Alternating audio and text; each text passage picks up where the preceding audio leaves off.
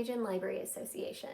I work at the Oil City Library, and I'm here to share a tip with you about Libby, our ebook service.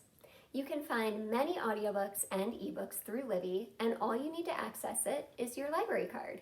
It is completely free, and you just need the barcode number on the back of your card to get started.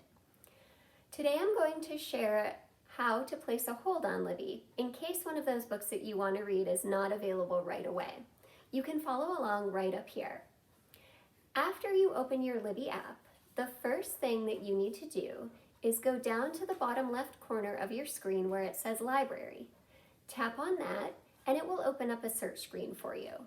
At the top, click next to the magnifying glass and go ahead and type in your title. Today we're going to be searching for The Deep by Alma Katsu. Type in your title and hit search.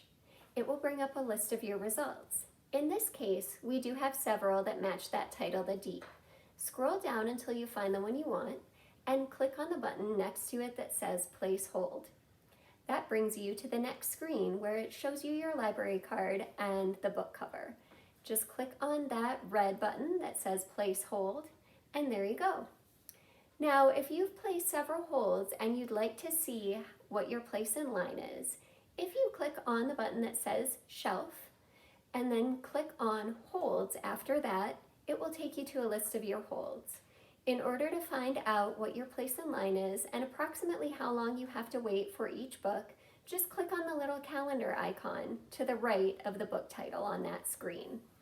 That will then show you how long you have to wait for the book.